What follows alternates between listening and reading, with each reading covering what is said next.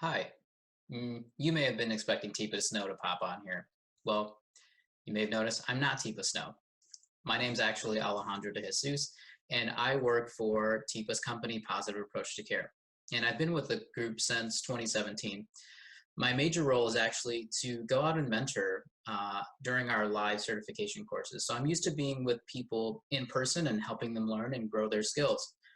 But my role with you today is a little bit different. I'm actually going to be your guide and your support to today's webinar that you're watching. Tipa is going to be jumping in and going through lots of different things in the webinar, and she moves fairly quickly. So I'm here to be your guide through that information and to do a little reviewing while you're watching the webinar. So you can feel free to pause at different points, but I'll be popping in and out throughout the webinar itself. But before Tipa gets started, let's go ahead and figure out what Tipa is going to be discussing and helping us learn about today. And we're going to break it down into just about 5 major points for the webinar. So I'm going to share my screen and we'll start up a PowerPoint together and figure out what you're going to be going through today. So here's a list of Tipa's 5 main questions for the webinar today. And she's going to start out with, what should I be looking for with trying to figure out, is there a dementia in this person's life or is it something else? And then also getting into some screening tools. And then after that, we'll dig into 4 different types of dementia. And you kind of get a bonus after that of some other things that are lingering out there that you may not even heard of before. So we'll go ahead and get started. And now you'll see Tipa and her interacting with a group of folks who are actually live on the webinar. And she's actually going to jump right into the content. See you soon. The challenge is that right now across the community, we have a hard enough time getting people not to say Alzheimer's. So we're struggling on that. Ultimately, do we want to change the word dementia, which means loss of brain? Yeah, loss of self, because I think it really demeans the condition. But for right now, that's where we're at. And so that's the word we choose to use. And we also choose to say people living with the condition, not somebody who is dementia, because that's not the case.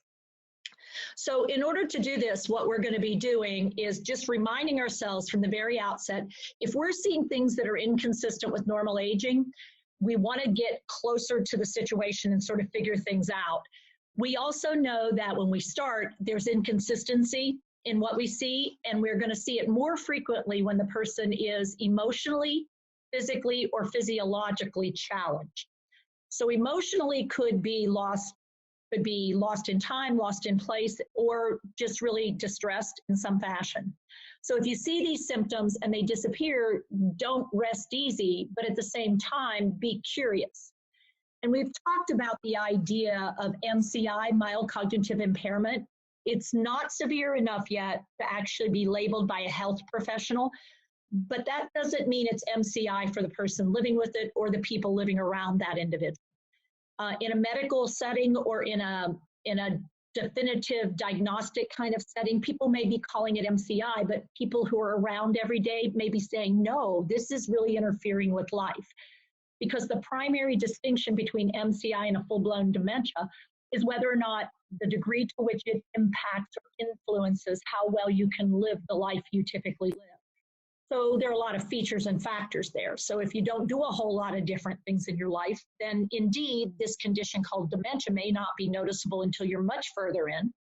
If you challenge yourself and do really creative and different things and you start getting stuck quickly, things that you might think are dementia actually turn out not to be because you're just living a high stress, high skill lifestyle, and with normal aging, it starts to kick in.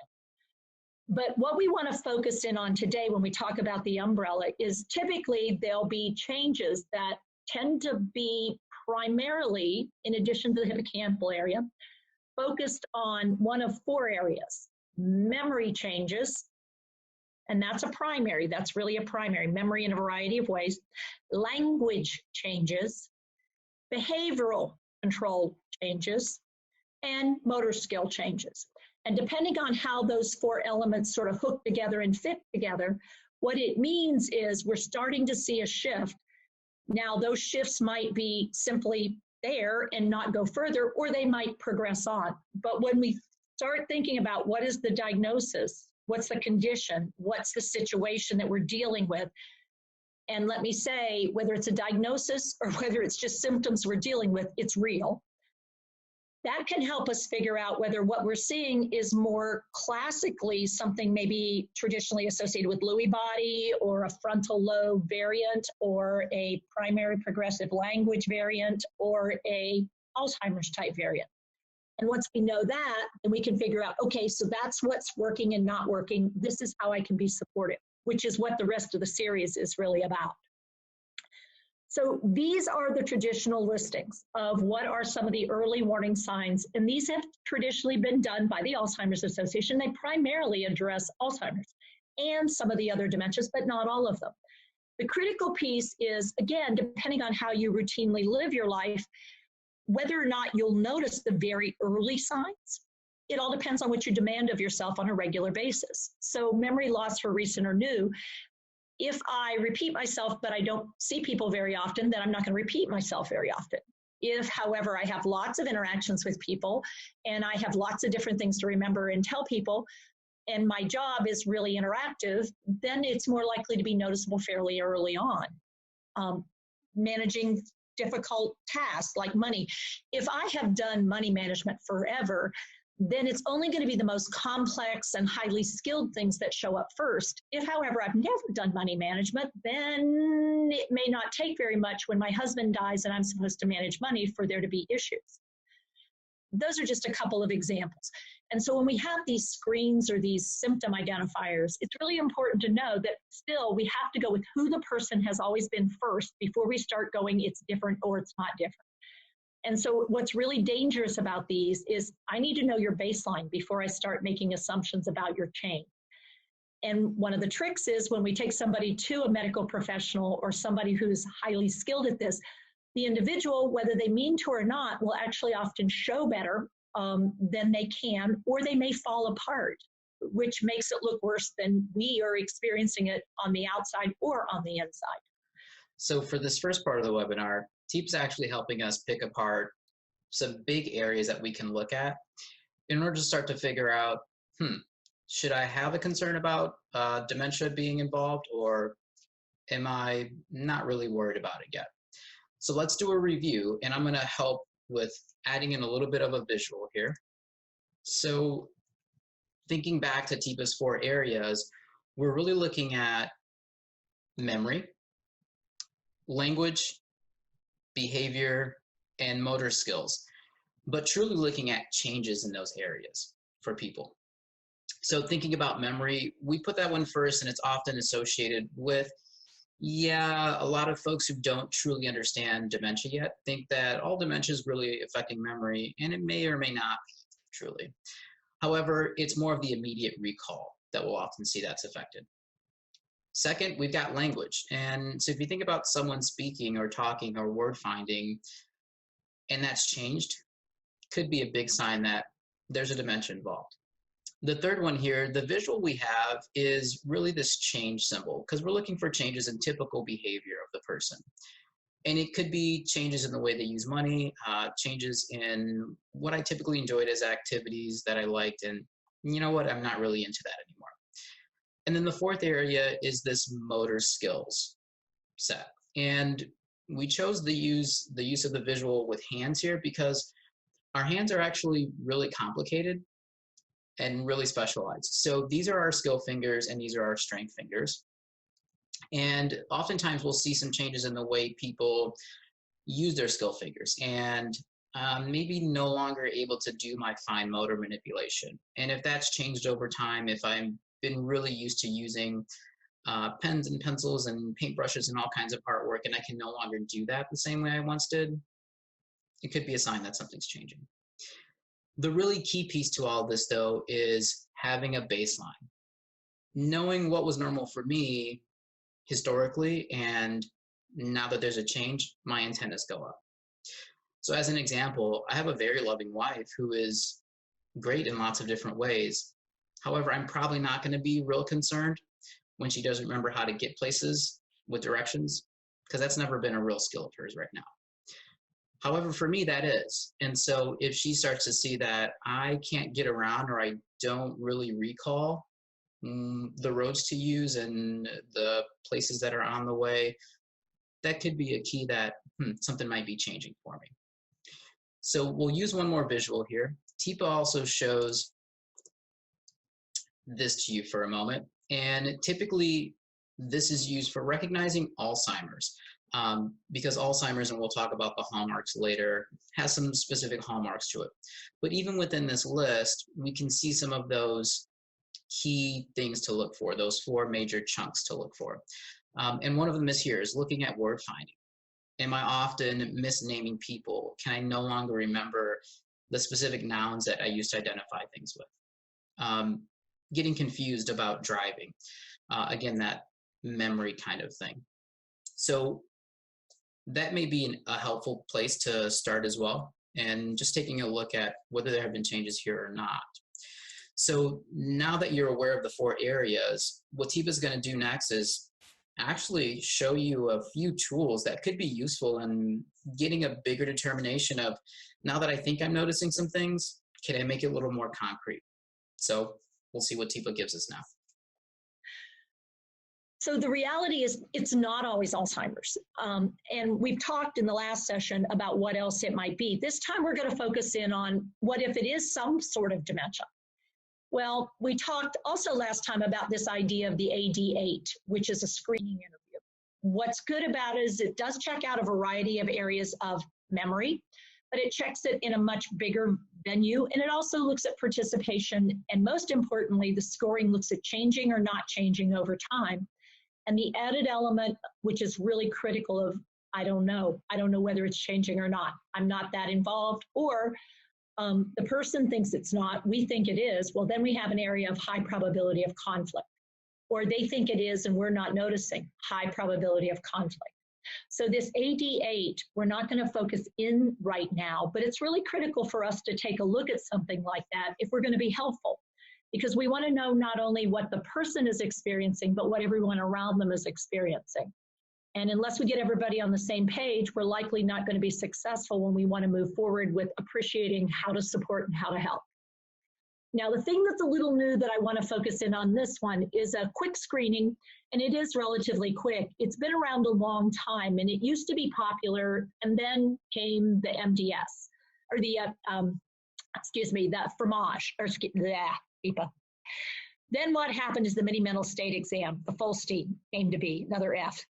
And when that happened, everybody moved away from fromage because it required some skill to administer, in that it wasn't a solid, absolute, you do this, and then you do this, and then you do this. It wasn't as rigid, so people moved away from it. The plus of it is it gives you flexibility, and it's creating some opportunity to look at where does somebody have strengths as well as where do they have issues. And so the areas that you check, fromage means cheese in French. F stands for function. How well can they function? Reasoning stands for how well can they think through things and then act on that thinking. The third element is orientation, where you're checking out person, place, time, and situation. The fourth is looking at memory, immediate, short-term, and then long-term and crystallized memory. Arithmetic looks at your ability to manipulate figures, numbers, objects, items, and keep up with things like that. And then judgment, how would you go about choosing or not choosing a course of action? And then emotional state, how are you doing emotionally?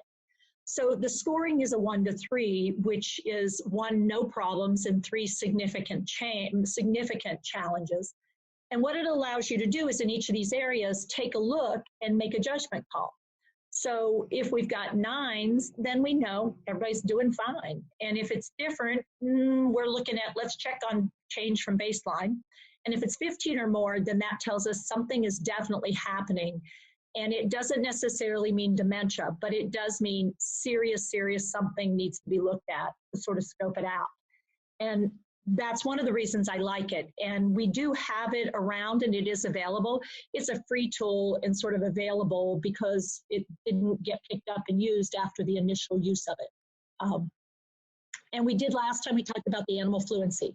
I'll play with that a little bit this time. Dick will ask me to name as many animals, and I'll respond given the different dimensions. So you can just get a sense of how that might actually play out.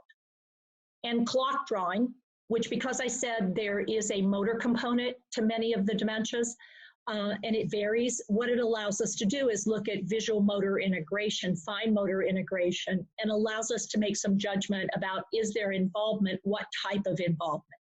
So these are all screening tools that help us, sort of focus in beyond our typical ways of interacting and collecting information. And finally, one that's out there, and I've told you about before, is the SLUM, St. Louis University Mental Screen. And there's also the SAGE and a couple others. Many of them can be done by the individual themselves. The SAGE particularly is a self-administered. The SLUMs, there's several others in MOCA. What I'm looking at is something that gives me a broader range than the mini mental. That's just too narrow for the identifying of what dementia. Okay, so you got a quick look at lots of different tools. And the cool part is, yeah, there are tools out there that we can use, and some of them may be used by a doctor, and there are a few that actually you can pull in on your own as a family member, or you can pull yourself and actually have kind of a self-examination to get started. So let's go back to the visual, because that'll help us do a quick review of, yeah, what were those tools that Teepa was talking about, because they go kind of quick. So here are the tools, and we'll go back through them in the same order.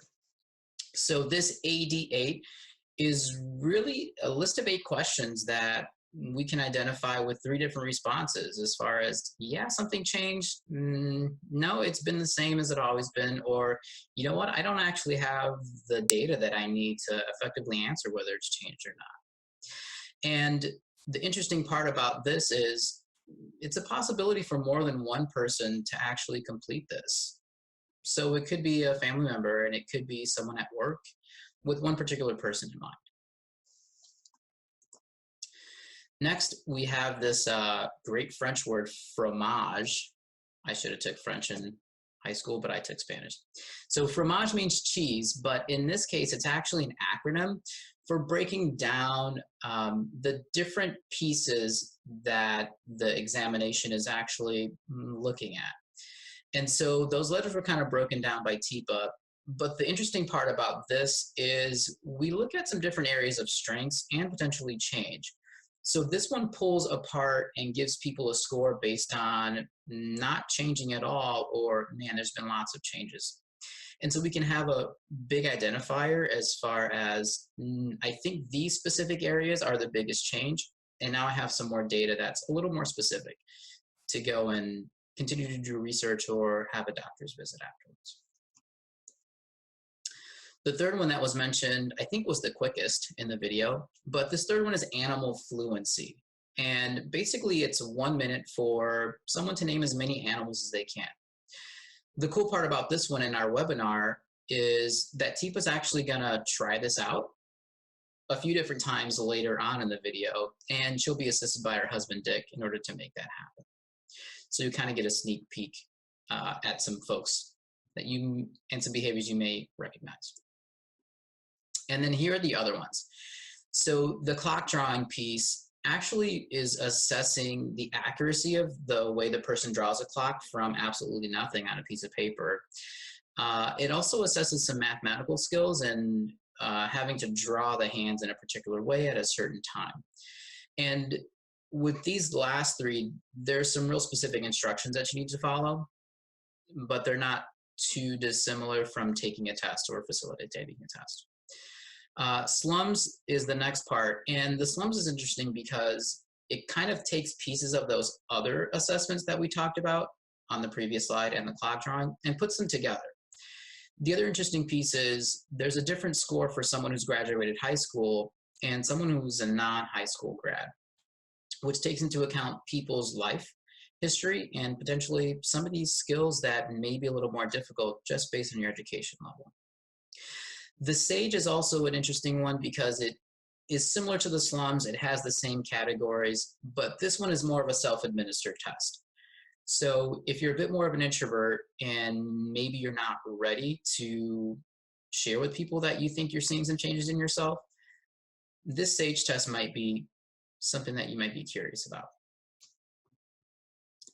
So one of the things about these assessments is they're pretty much free and available online. If you do some Google searching with the name of the exam and adding an assessment or dementia, um, you'll be able to find the test, and they're pretty readily available. They're fairly common.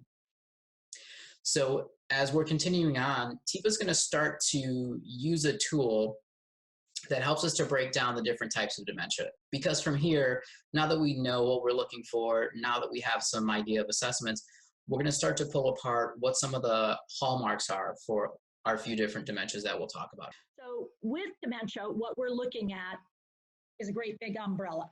And for those of you who are familiar looking at my umbrella, what you're going to notice here is this one looks a tiny bit different. So I'm going to give you a second or two to take a look and see if you can notice some of the places where there's changes, if you've ever seen it before. Okay.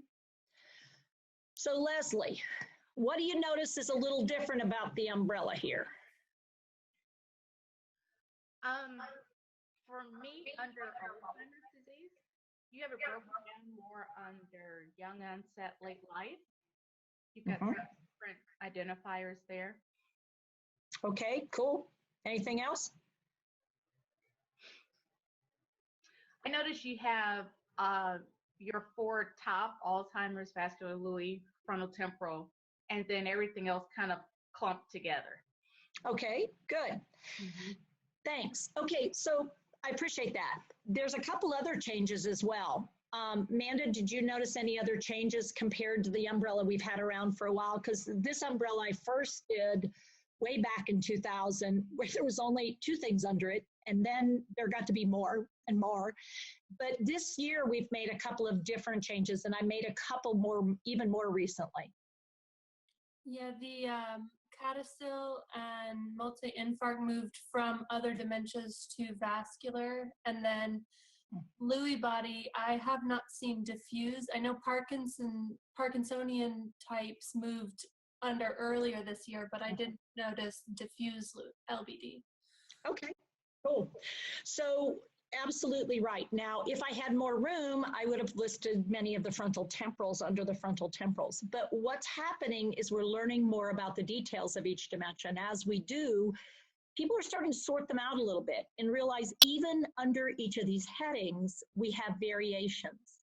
So there's no such thing as, so if you have vascular dementia, this is exactly what you have. We still want to get more curious about it because, again, different vascular conditions result in different symptom presentations. And it's easy to think, oh, okay, well, they haven't had a stroke, so therefore it isn't vascular. And it's like, don't be so quick, because it turns out there's lots of things that can contribute to a particular type of dementia.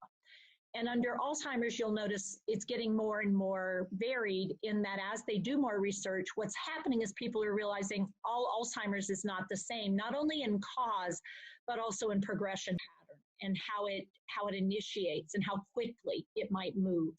So what we're going to do today is go through the various dementias. And what I'll have Dick do is ask me to name animals for each after I go through them so that we can move it forward. 4 truths about dementia, the way we present them, is that at least 2 parts of the brain are actively dying. We can't fix it right now. It is going to progress, and ultimately it is terminal, but so is life. So it's not like I want people to have gloom and doom as soon as we recognize what it is, but we do need to also at the same time don't minimize grief and loss because it is a terminal condition. It's not something to give lightly or to treat lightly. But at the same time, there's a lot of life after the condition has been identified. So don't give up on that either. So it's a balancing act. So let's talk primarily just for a few seconds, and I'm not going to spend a lot of time on it, but I do want to point out a few things. Alzheimer's, young onset and late life onset. And we've shown the pictures before. These come from The Broken Brain. It's a great little booklet. It's out of Alabama. And it actually shows what happens when you have the combination of beta-amyloid plaque formations combined with tau pathologies. They spread through the brain and they cause brain cells literally to shrivel, to shrink, and to die. And when the cells die, their blood supply is no longer needed, and the blood vessels start to shrivel and shrink and die. And so if I say those two things, if you start with Alzheimer's, and part of what happens is brain cells shrivel, shrink, and die through the brain. And what we're looking at is the cortex. And in fact, it starts in the hippocampal area. But then the blood vessels also shrivel, shrink, and die because there's nothing to absorb what they have and they're not needed. What you have is a bunch of trash buildup. But what it should also make you start thinking about is the connection between vascular dementia and Alzheimer's. And it turns out there are a lot of connections. So when somebody starts with Alzheimer's disease, it's looking like the older you are, the higher the probability is. You might also start seeing a little of a secondary with some vascular for many, many people because the blood supply, brain disease connection. But also realize vascular dementia is different, very different. But people can have just one, they can have both, or they can have a combination of even more. With this picture, which is from Gary Small out at UCLA, you can get a picture of the chemical shift. And this is looking both at structures and chemistry. And you'll notice that the brain is shrinking from the inside as well as the outside. One of the hallmarks of Alzheimer's is that it's asymmetrical in its attack. In other words, one side of the brain will experience greater damage than the other. And that means we will see a differential in how that progresses. And then it gets to where so much damage is being done. It also spreads in a fairly predictable pattern. So it will hit immediate recall, and then other pieces of the hippocampal area, it will move into the prefrontal area. It also tends to hit the area of the brain where you're able to control your impulses, and then also into the language center, more on the left than the right. And so we see some loss of ability to come up with the specifics. But the hallmark is the memory start off. So with young onset, what's unique about it is that it has different categories. So you could have a genetic code where it runs in the family and you have a dominant gene. You could have Down syndrome with this trisomy 21, which is where you actually get a third copy of that. And so what we have found out most recently, relatively recently, is that it starts laying down beta amyloid plaque from the time you're born. And for some people, that shows up fairly early, and for others, it doesn't. But it ultimately will affect your life somewhere in the 30s, 40s, early 60s at the latest. And there's more detail on that. If you've had a head injury, it turns out there's a higher risk than later in life of developing other forms of dementia, but also it tends to increase your risk of developing young onset Alzheimer's. Not to the extent that some of the other dementias show up, but it is a risk factor. And then there's something called spontaneous or lifestyle, high stress, low sleep, sleep apnea, lots of problems with issues in lifestyle can increase your risk of developing an Alzheimer's type dementia. We also know with young onset, we're talking about kids' involvement and the roles of parenting and the roles of providing and relationships. Misdiagnosis, non-diagnosis, work can often be the very first place that you start to notice issues because there's usually a high demand in performance, but also relationships. And additionally, services are almost always an issue for young onset because they don't fit in so many boxes. It makes it challenging. Finances are also a problem, not only in the States, but in other parts of the world as well, because systems are not set up for this type of disability. And because executive decision-making and sequencing are down, it makes it hard to figure things out and then to have life go smoothly once that happens, because sometimes there are problems and sometimes there are. The things that are hallmarks, can't hold on to new stuff, but old stuff seems really fairly intact through a good part of the disease. Recently learned stuff is more challenging than stuff that I learned a while back, even though I may be making use of recent, I'm having a hard time holding on to it and making it all fit in the right places. I have problems finding the words, and sometimes I even misspeak when I use the thing. So where I came up with earlier on, where I corrected myself, I paused because I knew it was the fromage and the Folstein. If I had Alzheimer's, I might not recognize the misspeak. So when I said the fromage, when I was talking about the Folstein, you might get really confused because I absolutely in that moment believe the right word is the one that I'm misusing. Additionally, getting lost in place. So finding my way to something might not be too challenging. Finding my way back can be almost impossible at times, and then other times not a problem. And classically with Alzheimer's, it does take approximately 6 months to a year to even notice for sure that you have a pattern that is consistently progressing just a little. And on average, it's going to last 8 to 12 years in duration from first symptom to end of life, but you've had the condition for a while before that. So that's Alzheimer's. So I'll have Dick ask me to name animals, and I'll do it from 2 places. One is awareness. I do have awareness that changes are happening, and one where I don't have awareness that changes are happening. And we're going to have me name animals, and then if we really wanted to check it out further, I'll show you the follow-up. So I'll have him ask me the question. Eva, I'd like you to name as many animals as you can in 1 minute. Name animals? Name animals. Okay. Well, so are there particular groupings of them that I need to name or anything? No, just name animals. Okay, any animals, any animals, right? Yeah. Okay, so dog, cat, bird, fish. Now the first 3 are mammals. No, dog, cat.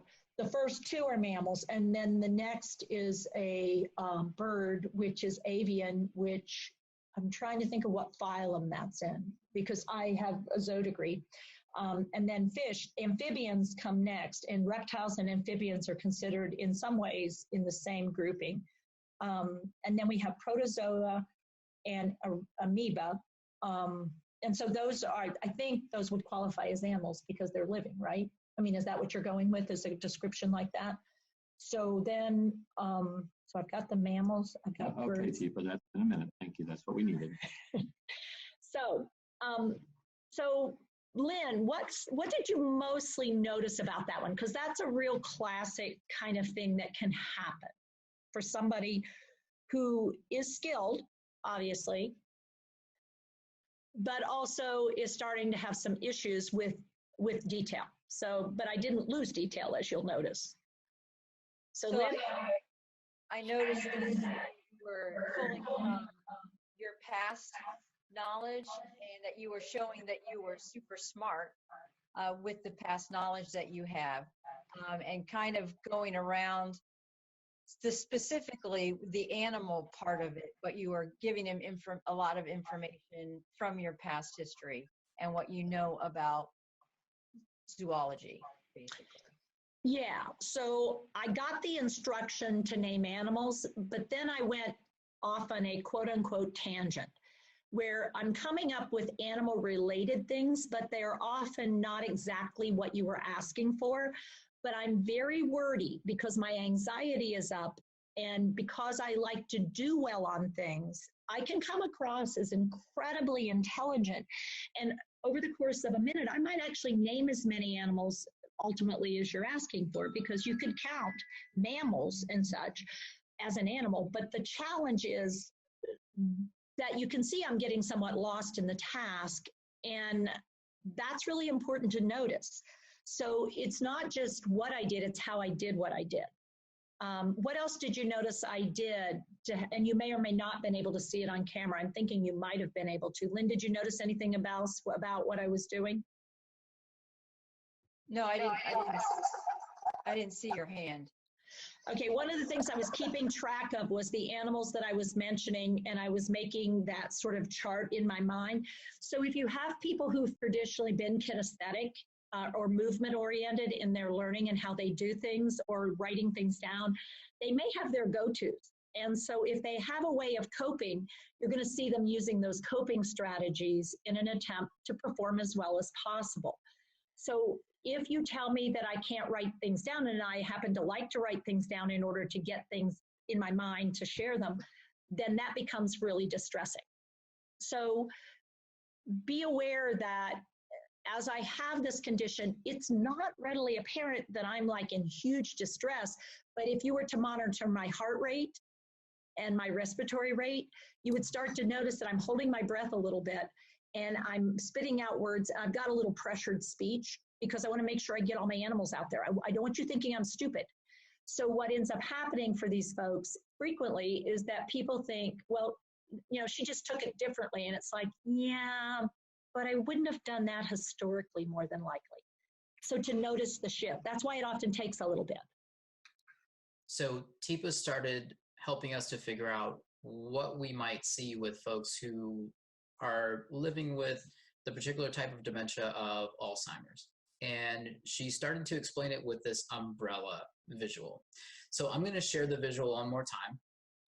And then we're going to also go back and review a little bit of, yeah, what does this Alzheimer's disease typically look like? What are some hallmarks? What are some things that I can look for? And what can I expect a little bit of if my loved one or someone else in my life is diagnosed with that particular type of dementia? So here's the visual. Again, it's an umbrella term. And if you look at the left side of the screen, you're going to recognize that this Alzheimer's disease raindrop here is actually the largest on the screen, followed by the other dementias that TIPA is going to continue to discuss and you'll learn about with the rest of the webinar. And starting with a breakdown of Alzheimer's, we've got two different categories that people are basically filling into. The first is young onset and the second is late life onset. Basically, the separation comes from, are you senior age or are you younger than that? And one of the interesting things is lots of folks will only think of Alzheimer's or types of dementia as a thing that affects seniors or folks who are older. And what we realize is that's not true. We can see young folks in their 30s with these different types of dementias as well, and earlier than that. So one of the hallmarks of Alzheimer's is this asymmetric change to the brain. So TIPA talked about having a left side of the brain being attacked a little bit more. It's an asymmetric change. So we may see some big changes if we do something like a brain scan or a PET scan to look at the chemicals within the brain and how they're being used. The other piece that people typically know more about with Alzheimer's is the idea of memory. And we need to be a little more specific here, and TIPA got into it a bit, which is new information is hard to retain. And it's not that I don't remember my past. I actually often do if I am living with Alzheimer's. However, new information, taking in new names, taking in new places, taking in all this stuff and actually using it, if it's new, becomes a lot harder. And that's where we see people have this idea that it's a memory loss thing. The other piece about Alzheimer's that we typically see is that there are misspeaks or changes in language. The tricky part is if I'm the person living with the disease, I often am misspeaking without recognizing it. And you may because you're on the other side of the conversation. So being realistic with, I'm doing the best that I can with the language that I have if I'm living with Alzheimer's. So thinking about a couple hallmarks here, a couple traits, we got to get away from just old folks having this. I mean, this is a younger issue as well, or potentially is. New information is hard for me to use. I can't retain it as well. And then misspeaking is another big hallmark of Alzheimer's. So we're going to go back to the umbrella slide again. And from here, we're going to continue the trend of figuring out a little more about each of these types of dementia. So TIPA's now going to get into the other forms, and she's going to move from Alzheimer's over to this vascular dementia. And earlier, she actually mentioned, yeah, vascular can be in the picture with this Alzheimer's disease. And vascular can be on its own, but it can also be kind of in partnership with any of these other forms of dementia. So now that we've got that idea, let's go ahead and see what else TIPA's going to give us about vascular dementia. Okay, so let's go back and we'll move on to another condition. All right, so the second one I want to mention are vascular dementias. Now, vascular dementias turn out to be a lot more common than folks thought they were, whereas Alzheimer's actually turns out to be a little less common than everybody thought it was. Initially, when we first started this journey, probably, let's see, I've been involved, a long time, 30 plus years, 38, 9, 10, 40 some, a while back, a good while back when we first started talking about this, truly we thought everything that was dementia was Alzheimer's. But before that, we thought almost all of it was grandma's got the hardening of the arteries. And if we could just get grandma's arteries not to harden up, then she wouldn't have the disease. And because that's what we thought at first, when we discovered that people were having thinking problems, what we would do is we would go in, and these were high power. We're talking about top of the line research conditions.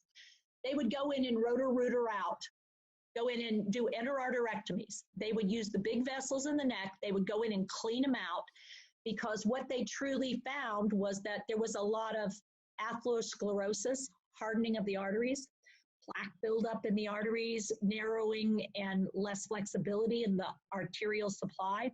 And so what they would do is they'd go rotor out the big vessels, the jugular vessels, hoping that if they cleared those suckers out and got all the blockages out, then what we would get is a clear thinking brain. And what we ended up with all too frequently was a whole bunch of little bitty strokes and TIAs. Because when they did that, it didn't fix the problem. It just like cleared the big pipes in a plumbing system, but all the little pipes were also already damaged. So now when they look back at early studies of dementia and Alzheimer's, what they thought were the changes that came with Alzheimer's, they have found, in fact, were atherosclerosis of the hippocampus. So that area where we thought we had it nailed down, we were wrong. And since that time, we now know there's a whole bunch of different vascular dementias. We used to think it had to be a stroke or what we would call a blockage or a blowout. And now we know, actually not. You can start to have significant brain changes that over time become irreversible, because your brain can only be so plastic. And if it's not getting good blood supply or nourishment, it starts not to be able to recover. So what we can have is flow reduction or quality of flow problems. So for instance, people who have a high risk of diabetes not only increase their risk of Alzheimer's, they increase their risk of vascular dementia. People with hypertension, but it also turns out people with hypotension. And we're also getting more and more curious about the possibility of other things that cross the blood-brain barrier through the blood, because there's a barrier there that's not always there, and it all depends. So we have dementia that's vascular in nature, is called a secondary dementia. But we have things like codicil, which turn out to be a genetic type of dementia, where if you have the code, it starts destroying your blood vessels in your brain somewhere in your mid-50s. And one of the first signs is migraines and severe headaches and visual impairment, blindness, episodes of blindness, and inability to tolerate sensory stimulation in that area. So vascular dementias, we may also see an increase in tinnitus, which means ringing in the ears, because again, that's a blood supply issue. With vascular dementias, we can, in fact, see a variety of things. We tend to see the thing that's different about them is that we'll see stepwise progression. It's not a consistent progression. It's not a little bitty variation. It stabilizes episodically. And then there'll be more vascular events and we'll see a worsening. But here's the part that's interesting. You can also have a return of function. So what happens, although you're heading downhill in a stepwise progression, people can drop down very far, bounce back, and stabilize at a new level. But I never know which area of the brain's going to be hit next, and I never know how long that stabilization is going to last, and I never know what area is going to be taken out next. We do know there are certain areas in the brain that use a lot of blood supply and a lot of glucose metabolism, and they're the most vulnerable to vascular dementia, turns out. We also know that people who have a history of having things like diabetes or hypertension or heart disease or COPD or other health conditions have an increased risk of developing vascular. And with these people, we can have good days and bad days. And that's probably one of the hallmarks of the disease is good day, bad day. Or the description people use most frequently is it's like living with Dr. Jekyll or Mr. Hyde. Sometimes I feel like it's not that bad. We're not having very many problems. They seem almost like they've always seemed, or at least like they were right after their stroke. But now, today is totally different. I did exactly the same thing. The environment's the same, everything's the same, and yet they're very different. That is almost textbook. When we see that pattern emerging, we want to think about the possibility of vascular dementia, because there's a high probability that there is some vascular involvement. Even if it isn't the primary, it may be a secondary dementia. With these folks, we describe it as spotty loss. So if when you listen to me talk about GEMS, you've often said, well, my dad is some of this and some of that and some of this and some of that. Well, then think about the idea of having vascular, because those are spotty losses where you could have trouble with incoming language and have no problem with outgoing language, or vice versa.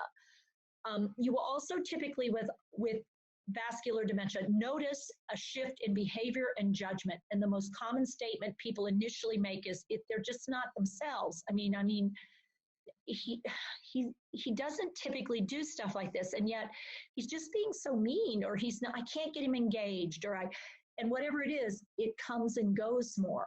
And you say that about other dementias, but this one is one of those hallmarks. We also know that people who've had strokes or heart attacks or heart disease, had heart surgeries, have an increased risk of developing vascular, on average 5 to 20 years post the event. We also see significant changes in energy and emotion. And so when you see that combo, energy levels drop, emotions get flat. Energy levels drop, the person gets irritable. Energy levels up, the person is bright and bubbly and participatory, but it can shift very rapidly and it's unpredictable. And you can't put your finger on it. It's just like you can't figure out what triggered it. And so it's frustrating because it's not necessarily environmentally or interactionally triggered. So here's a CT scan to sort of show you some of this. And I'm going to put the little cursor to show you sort of where you see white areas. This one is a multi-infarct dementia where you see dead tissue. These opaque areas are actual dead tissue. There's no oxygen, there's no circulation, there's no live tissue. So it calcifies or gets really opaque because it's all dead. That's dead. This area back here is dead. This is the front of the person's head, and this is the back. So you'll also notice, look, there's another dead area. There's another dead area. But otherwise, the brain is looking pretty good. So what's hard about this is where there aren't dead areas, the brain is working. But remember, it could be flow. So when you do the scan, you might not see any of this because it's a flow problem, not a dead area problem. But if it continues on, the lack of oxygen, the lack of nourishment ends up causing those kind of problems. So the thing about vascular is there's a lot more concern of trying to manage things well or do adjustments, because what we know is that with vascular, it has the highest probability that we'll be able to do something constructive to delay symptoms and try to manage symptoms. But you got to be careful, because what can happen is everybody starts feeling responsible for something that we can't fix ultimately, and we start to pay more attention to the physical health and less to the person. So it's just a warning sign that we want to be thoughtful about it. So I'll pause there and we'll go ahead and do a role play real quick with vascular. Okay, so go ahead, Dick. Same question. Yeah. I would like for you to name as many animals as you can in 1 minute. Name animals in a minute. Why? Just to see if you can do it. It's just a little test. What difference does it make? It doesn't make any difference. Well, then I'm not going to do it. Okay. So I'm hungry. I want something to eat. Can you get me something to eat? If you get me something to eat, I'll do it. I don't have anything with. Well, then I'm not doing it. This is ridiculous. I know what I'm doing. Why are you asking me these? Okay, so pause. So, so Leslie, what you thinking? With Other than you're glad you're at the place you are and you're not here. I mean, other than that, what do you think? It was much more defensive and guarded of, I don't even want to try. Mm-hmm. Okay, so fear of failure really was very evident. What else about, did you notice anything about my face? About your face? Mhm. Eye contact with Dick. Well, you definitely didn't have any eye contact. You turned away, you crossed your arms with it. I felt like you brought up the food kind of to just move on to something else. Mhm. Let's get on. Yeah. So what you saw is a real, I don't want to do this, I'm not going to do this. Whether a question of I can or I won't, it's difficult because my behavior became my lack of desire, motivation. He couldn't give me a really good reason, and it would be tough to come up with one that would make me be willing to do this task in this moment. And yet, if you caught me again in 2 hours, I might turn around and do it for you without any doubt, and just straight away give it to you. So that's where seeing the person not in snapshots, but over a period of time is going to give you a better sense of is this my affect all the time? In which case you may be thinking more of a depression. But if it lifts and comes back down and it's like, ay, ay, ay, that's when we want to be thinking about something like a vascular dementia. Lynn, do you want to make any thoughts or comments about what happened for Dick as he was trying to work with me? What did you notice about him? I noticed he was kind of thrown off, and when you asked why you were doing it, he said it was a little test. And then when you said, well, what does it matter? He said, well, it doesn't matter. So he was struggling to find ways to keep you engaged and help you not be defensive. And yeah, that's perfect, because that's pretty much what people living around somebody who is living with vascular dementia feel. They feel like no matter what they try, sometimes it works and sometimes it doesn't. So you start to feel like you're dancing on eggshells because you don't know what my reaction to something is going to be. And I can be real cooperative or I can be absolutely not doing it. And you can't judge how it's going to go by previous experience, because blood flow up, blood flow down. So that's pretty much something I wanted to just sort of share out there, because with vascular, it takes living with me a little bit or getting really in depth, give you some data. So now that you have some information about vascular dementia, let's do another review, because what we're starting to figure out is vascular can be caused by a couple different things, but primarily by an issue with blood flow to the brain. So let's bring up another visual.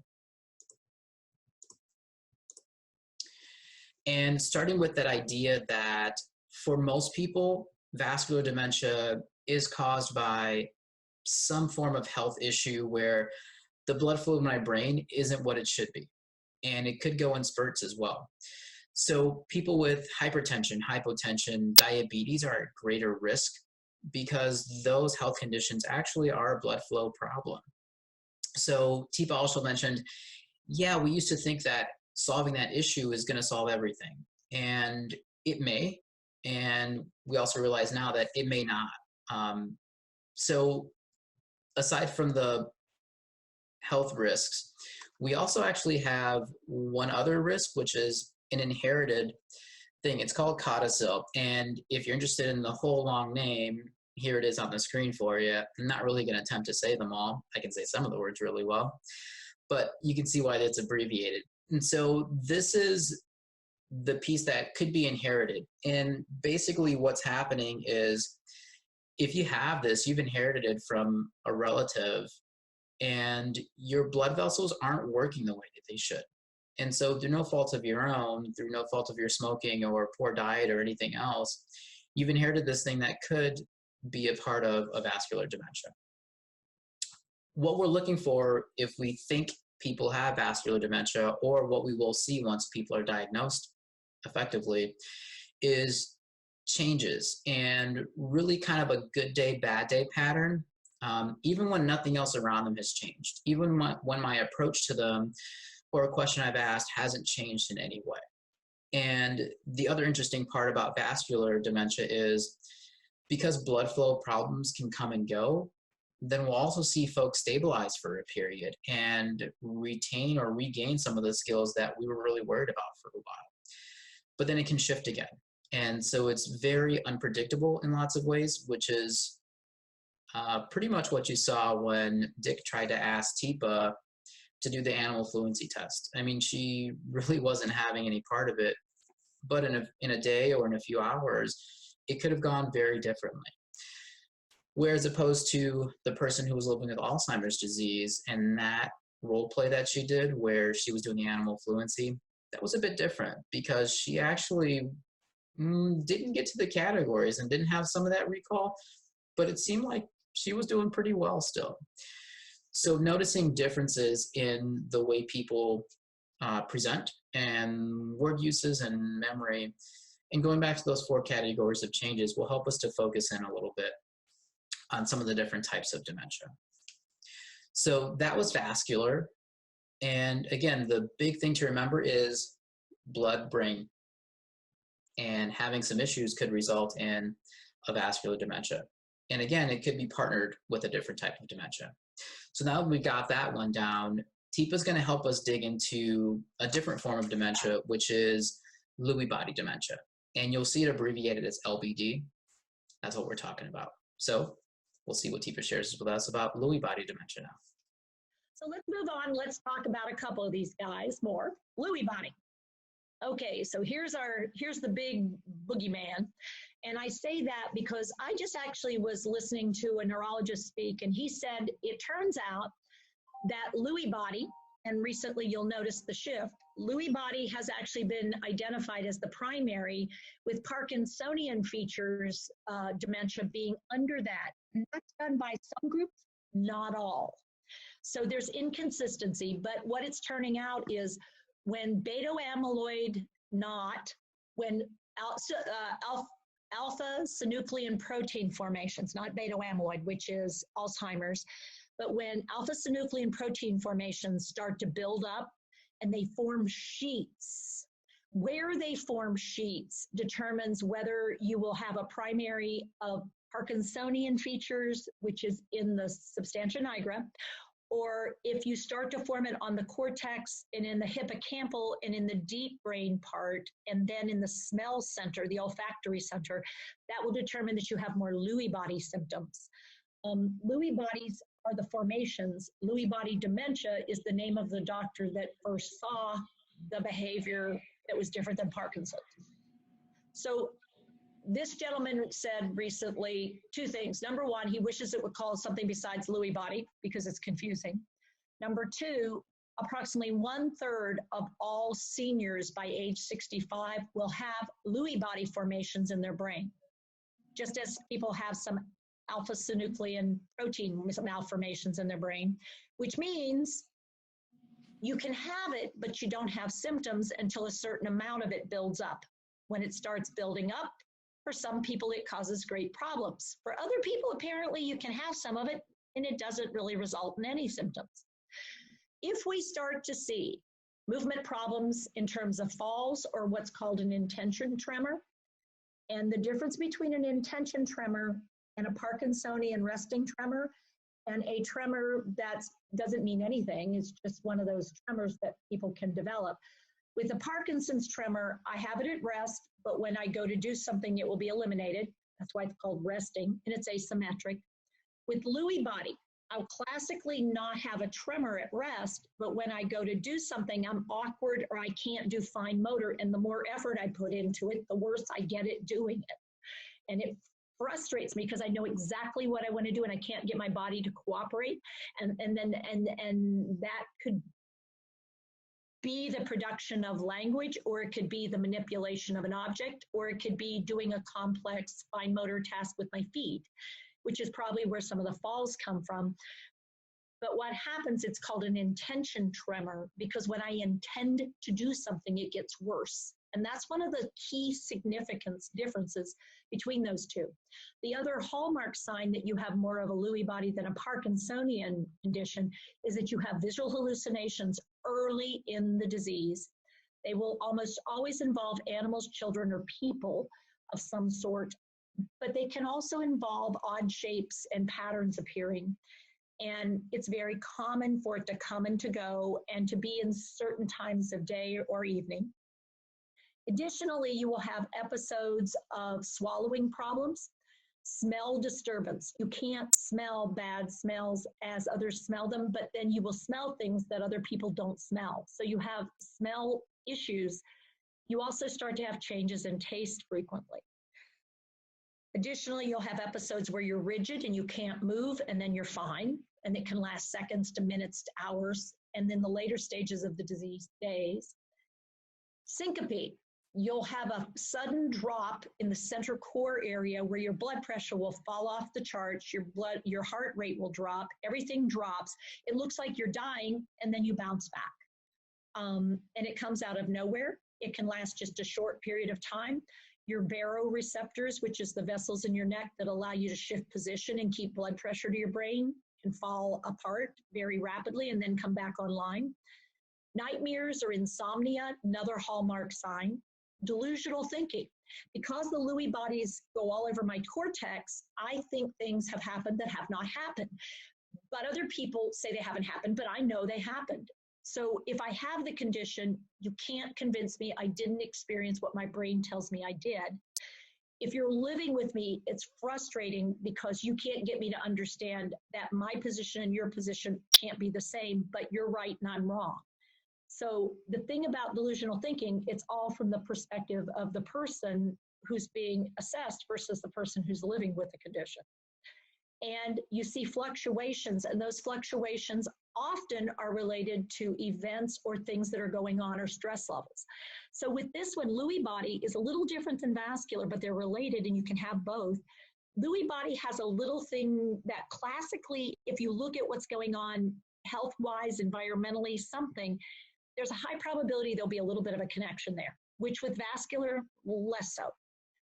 And the thing about Lewy body that's really, really significant is drug responses, historic drug responses. They tend to be very sensitive to medications. They tend to have strong reactions to medication. The thing about antipsychotics with Lewy body, they can kill people, and they do kill people. But the other side of it is they can have paradoxical reactions. Now, to get the condition identified, you only have to have 5 of these. But any of these are life-altering. But when you start seeing combos, because they come and go, they rarely have I seen them appear when you go to the doctor's office, because something about going to the doctor's office early on gets your brain to shape up and fly right. So the symptoms won't be prevalent at that point. And so it feels like there's no way the person could be the way that I'm describing. So I'll have Dick do Lewy body real quick, and we'll try that for just a second here to see what we're doing. Okay. Eva, I'd like to do a little exercise. I'd like you to name as many animals as you can in 1 minute. Okay. So animals. Bats and bugs and monkeys and zebras and elephants and rhinoceros and gorillas and chimpanzees and or orangutans and lemurs and eyes and they have big eyes. There's some monkeys are dangerous. Did you know that? And there's some that can hang down and some don't. They don't do that. Mm-hmm. So should I keep going? Yeah. Okay. All right, pause. So Lynn, we'll let you start this time. So you stayed with a category. Yeah. Yep. And do I have a decent amount of skill? Yeah. I mean, you had a pretty big range in that one category. At the first, it sounded like you were doing bees. And I was wondering if you were doing animals that you had hallucinated with, because you said bats and bugs and monkeys and stuff like that. So so it's not uncommon. I'm actually really, really smart, and that's the thing that keep in mind is I haven't lost my intelligence. And so whatever kinds of things I might have been noticing or seeing, those might be the first animals I mentioned to you.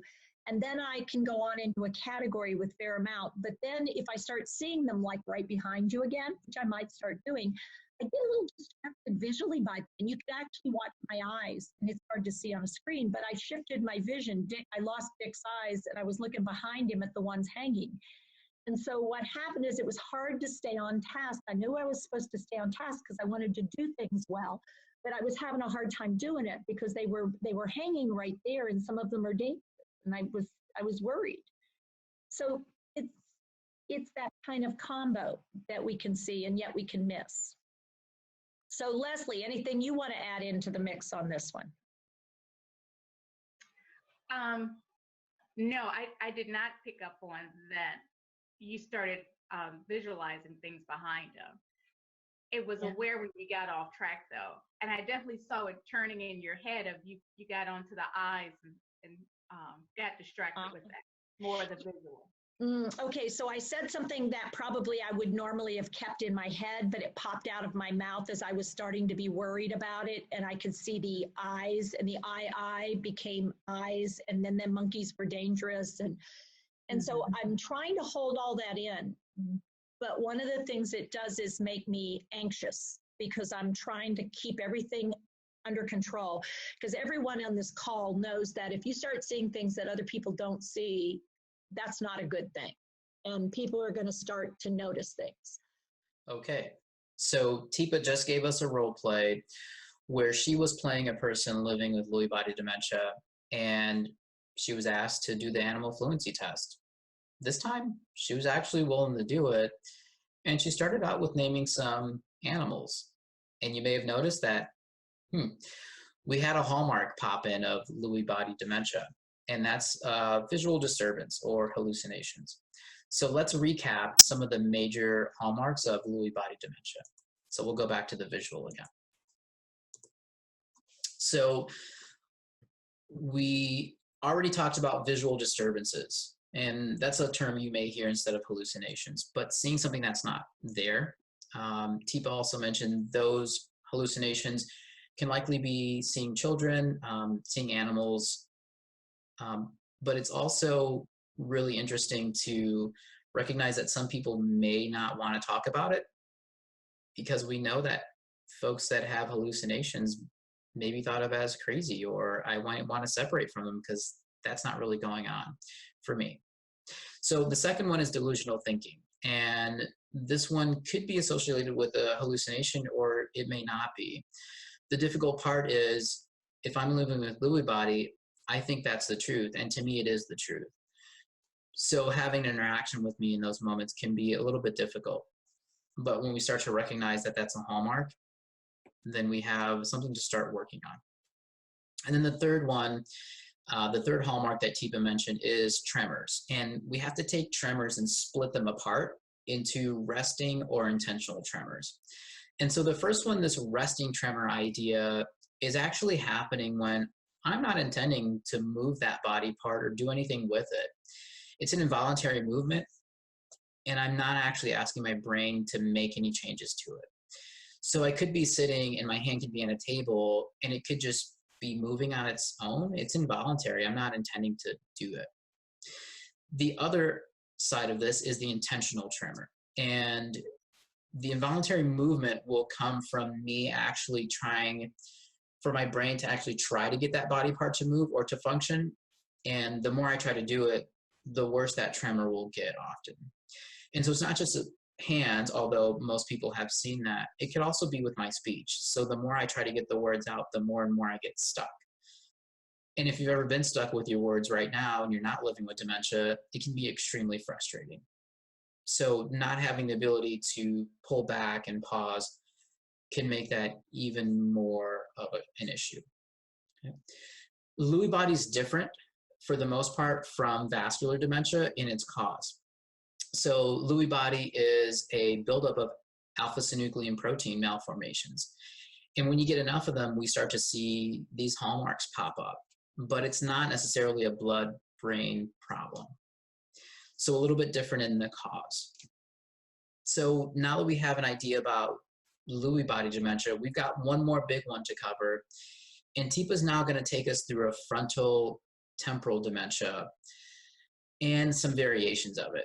Because as you may be figuring out, these dementias aren't cut and dry, and we have some variations within all of them because, well, they're complicated. So let's see what we figure out about frontal temporal dementias now. So with your FTD, the categories we currently recognize are frontal variant, frontal temporal, non-fluent aphasia, fluent aphasia, which are both temporal lobe dementias, and then CTE, chronic traumatic encephalopathy. And we put it under the FTDs in most cases because it's caused by a head injury initially, and then it becomes a chronic traumatic, that's the traumatic part, reduction in brain tissue. And classically, first signals will be coming from the frontal lobe with some temporal lobe in addition. So with your frontal variant, the critical things to look for are this behavioral list, which is things like misbehavior, impulsivity, disinhibition, inertia. I don't get started. I'm obsessive compulsive. So if I'm obsessive compulsive, I'm not misbehaving. I just can't let go of things. They have to be a certain way. I get very rigid about how things have to be, including what's exactly in my purse or where things are on my desk or how I do certain things. And even if I put all that energy into it, I start making mistakes. And it's really, and so I make lists for lists. And so some of the frontal variant, I won't look like somebody who's touching another person's chest or making inappropriate statements. I can get real quiet, but I'm really stressed out a lot of the time because I'm trying to manage myself, and it's hard. It's really hard. I might not be able to pay attention to things. I'm not paying attention socially as much. And I also lack social sensitivity frequently. And that's not how I've usually been. Personal hygiene goes down the toilet. Literally, I'm not as concerned about myself. I seem to be hyper vigilant about certain things and totally not paying attention to others. I may become sexually overactive or even sexually aggressive, or I may absolutely have no interest in sex and reject all contact. Most of that tends to be more sensory than it is sexual. I can become very rigid and intolerant of other opinions or other points of view. I also can exhibit sort of stereotypic behaviors, repetitive behaviors that I can't stop myself from doing. So I might start doing something like this, or humming, or doing something that really gets on everybody's nerves. Click a pen, click a pen, click a pen. So you may know some people who already do that. So it's not whether you do it, it's the degree or whether or not you can manage it. Hyperorality means I put everything in my mouth. I'm chewing on stuff, always having things in my mouth. And my language might be impulsive or unaffected, or it can be reduced or repetitive. As the disease progresses, you'll definitely see changes there. And of any dementia, the frontal variant, the people around the individual will describe the person as not themselves. They are not who I've known. This is not my person. And so with frontal variant, of all the dementias, you will lose your person well before you lose them to the disease. You can't find your person in this person. It's really a tough one for people who've been intimate with the individual, because they are significantly different than they used to be. And it's not through lack of will or trying, it's just the wiring is not working. With Pick's disease, you have often, early on, you will have tics. It looks similar in the best description, sort of like a Tourette's early on, where you'll see a combination of loud noises, nonsensical speech, inability to control the volume, all those things that you see listed there. But as the disease progresses, I tend to get pretty quiet, but I can have really significant issues with being helped in ways, and I have excessive emotions, and then I have inability to move, and then inability to tolerate being moved, and then I'm fine. But with PICS, you'll see the flattening of the affect, but it's different than with what you'd see with Parkinsonian features. This you can see sort of inability to express what I want to express, and yet a desire to say something. So I'm trying to talk, and you'll see it in my face, but I won't be able to get the words out in the right way. The non-fluent aphasia is where you'll with the chicket's wrong, not chicket, check it. So what you'll notice is a lot more hesitant speech, a lot of stuttering, a lot of sounding out the thing, misspeaking. No, not that. I can initially have a fairly intact reception with expressive issues first, or I could have both taken out at the same time. The thing about these folks, this group, 25% of these folks will have this spread in their brain. It will take out the left temporal lobe and it will stop, and they don't progress. So they're trapped without communication, but they don't have full out dementia.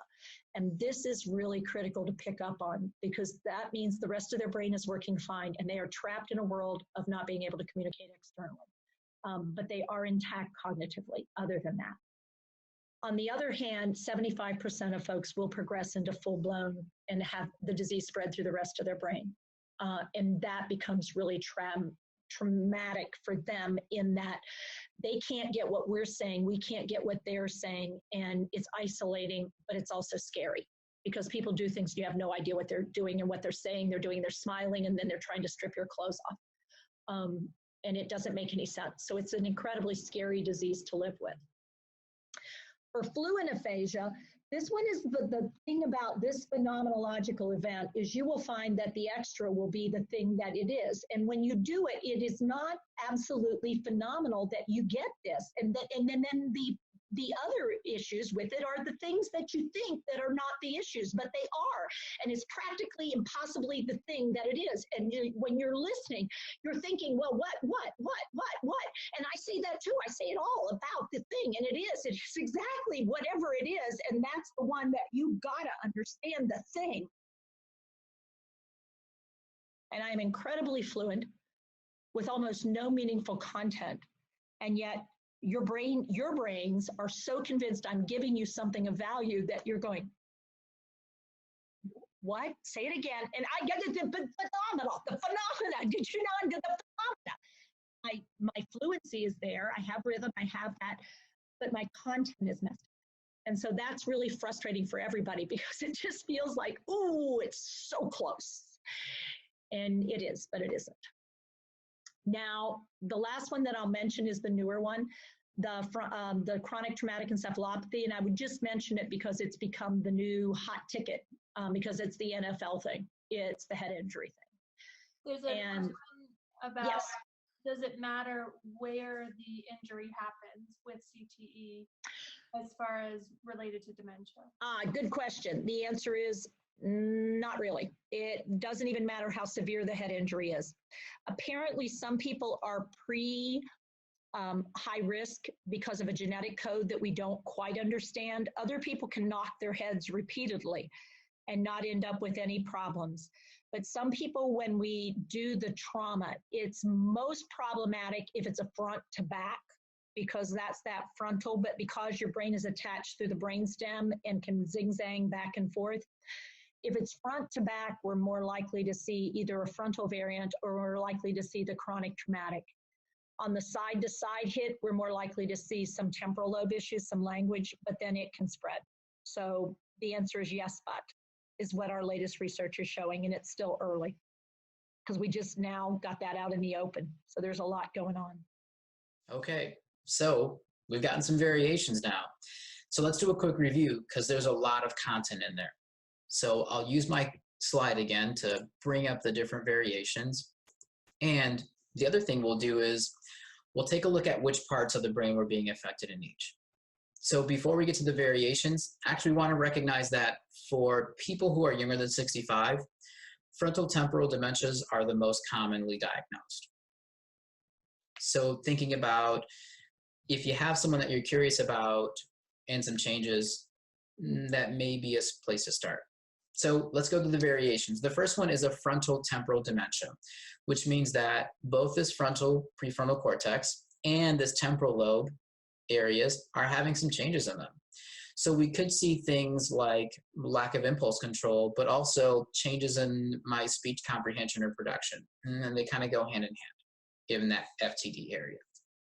The second is called a frontal variant, basically meaning that my temporal lobes aren't really having big changes, but this part of the brain is, that prefrontal cortex. It could be the ability to, again, control my impulses that you may see or hear, because I may actually use more of those forbidden words when I know I'm not supposed to, or when you think I'm not supposed to. And that gets really frustrating for both parties involved.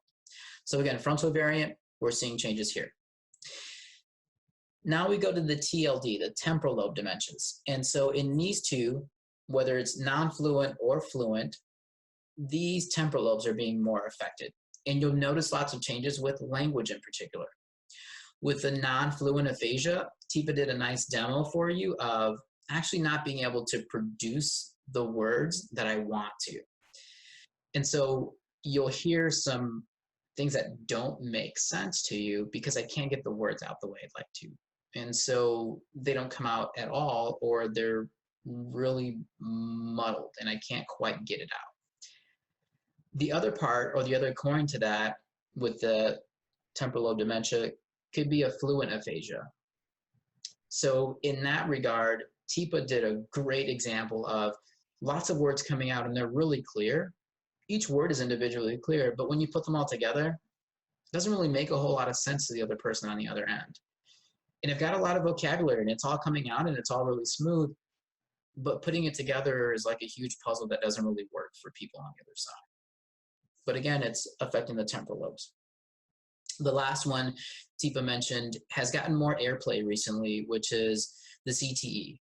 Particularly we've seen it with people who have played football in the States, because CTEs are caused by repeated head injuries and concussions. And it doesn't mean that because you've had some, you're guaranteed to have a CTE type of dementia. It just means that you're way more at risk of it.